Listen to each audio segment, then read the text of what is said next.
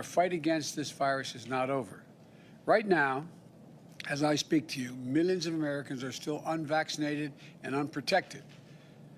And because of that, their communities are at risk, their friends are at risk, the people that they care about are at risk. This is an even bigger concern because of the Delta variant. In today's briefing, we discussed how the Delta variant is already responsible for half of all cases in many parts of this country.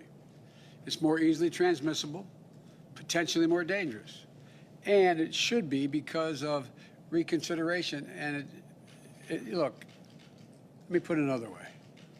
It seems to me it should cause everybody to think twice, and it should cause reconsideration, especially young people who may have thought that they didn't have to be vaccinated, didn't have to worry about it, and didn't have to do anything about it up to now.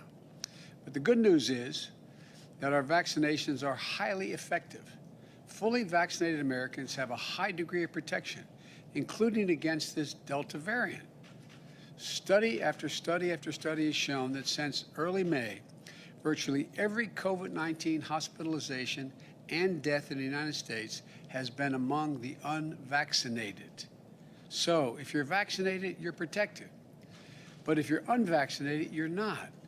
And you're putting yourself, more importantly, maybe from your perspective, your family and your friends at risk. So please get vaccinated now. It works, it's free, and it's never been easier, and it's never been more important. Do it now, for yourself and the people you care about, for your neighborhood, for your country. It sounds corny, but it's a patriotic thing to do.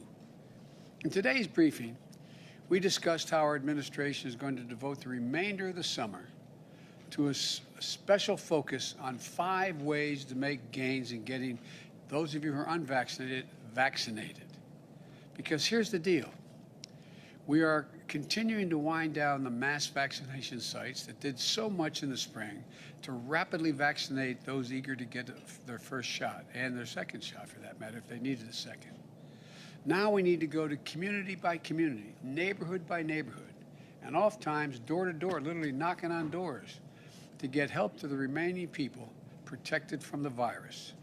Look, equity, equality, it remains at the heart of our responsibility of ensuring the communities that are the hardest hit by the virus have the information and the access to get vaccinated. So, as we shift from these centralized mass vaccination sites where we're doing thousands of people a day, we're going to put even more emphasis on getting vaccinated in your community, close to home, conveniently, and a location you're already familiar with. First thing we're going to do, this includes 42,000 local pharmacies where folks with questions can talk to the pharmacists they know and already have dealt with.